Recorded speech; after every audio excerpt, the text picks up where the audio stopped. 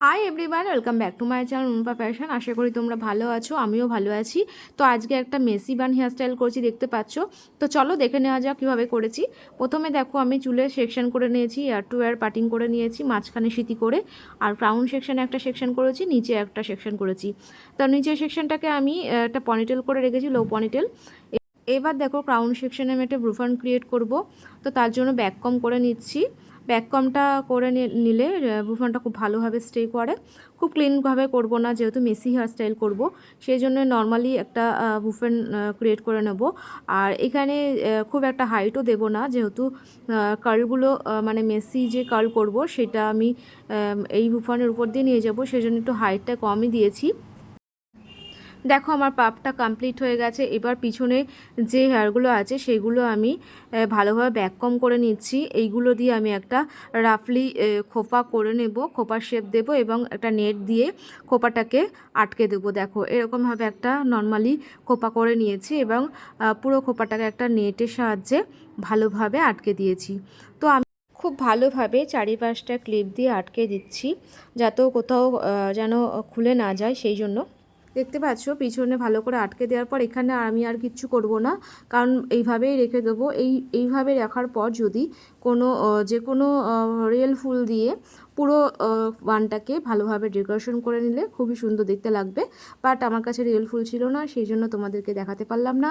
তাই এটা আমি এরমভাবেই রেখে দেবো আর একটা আর্টিফিশিয়াল ফুল দিয়ে ডেকোরেশন করে নেবো। অবশ্যই সেটা কিভাবে করব তোমাদেরকে পরে দেখাচ্ছি। তো এবার দেখো সামনের দিকে চলে এলাম। আবার সামনের দিকে যেভাবে আমি এয়ার টু এয়ার পার্টিং করে রেখেছিলাম হেয়ারটা, ঠিক সেইভাবেই ছোটো ছোটো চুলের সেকশন নিচ্ছি। আর এখানে আমি কার্লার ইউজ করেছি, একদম চপস্টিক কার্লারটা ইউজ করেছি। তোমরা যে বড় টংগুলো থাকে সেইগুলোও তোমরা ইউজ করতে পারো, সেগুলো দিয়েও ভালো হয়। দেখো ছোটো ছোটো চুলের সেকশন নিচ্ছি, খুব পাতলা পাতলা চুলের সেকশন নিতে হবে। আর এরমভাবে আমি একটার পর একটা ভালোভাবে কার্ল করে নেব।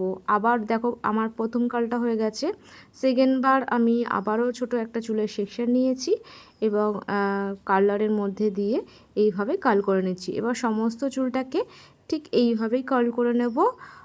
ডান দিক আর বাঁ দিক দুদিকেই আমি এইভাবে কার্ল করে নেব। তোমরা পার্টি মেকআপের সাথে এরকম একটা হেয়ারস্টাইল করতে পারো, আর হেয়ারস্টাইলগুলো খুবই ভালো লাগে দেখতে। আর যাদের পাতলা চুল বা মিডিয়াম হেয়ার, লং হেয়ার, সমস্ত হেয়ারে এই হেয়ারস্টাইলটা বেশ ভালো লাগবে দেখতে। তো দেখো এইভাবে আমি কার্লগুলো করে নিচ্ছি। তো তোমরা দেখতে থাকো কিভাবে আমি কার্লগুলো করছি।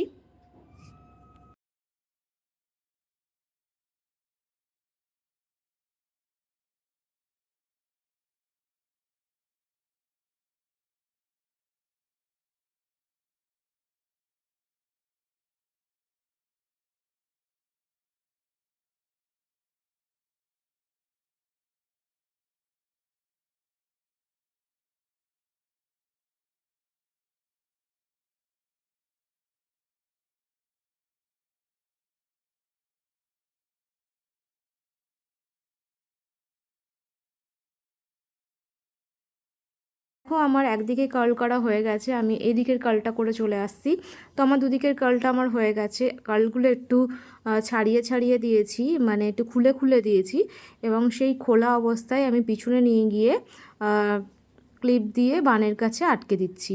দেখো আমার এদিকটা আটকানোর পর আমি একেবারে নিয়ে যাচ্ছি না চুলগুলো, যাতে ধরতে সুবিধা হয় আমার হাতে, সেই জন্য হাফ হাফ করে আমি এদিকের হাফ আমি আগে লাগিয়ে নিলাম পিছনের দিকে, তারপরে এদিকের হাফটা আমি লাগিয়ে নিচ্ছি পিছনের দিকে দিয়ে খুব ভালো করে সামনের দিকটা মার্চ করে দেব। আর দেখো কতটা সুন্দর দেখতে লাগছে। এটা রিসেপশনের জন্য তো খুব ভালো লাগবে, তোমরা নিজেরা পার্টি মেকআপের সাথেও করতে পারো। দেখো যে এক্সট্রা চুলটা আমি পিছনে নিয়ে গেলাম সেটা বানের নিচের দিকে করে বা বানের মধ্যে ঢুকিয়ে দিয়ে ভালোভাবে ইউপিন দিয়ে আটকে দিচ্ছি, যাতে না খুলে যায়। দেখো আমার পিছনটা কমপ্লিট হয়ে গেছে। এবার আমি দেখো এই টাইপের একটা গাজরা দিয়ে, আর্টিফিশিয়াল গাজরা দিয়ে আমি চারিপাশটা আটকে নিলাম। দেখো এরকম টাইপের লুক এসছে। এই জায়গাটাই বললাম তোমরা পুরো ফুল দিয়ে ডেকোরেশন করবে, আরও ভালো লাগবে। তো তোমাদের কেমন লাগলো জানিও, অবশ্যই ভালো লাগলে লাইক করে দিও, শেয়ার করে দিও, আর আমার চ্যানেলটিকে সাবস্ক্রাইব করে পাশে থেকো। বাই।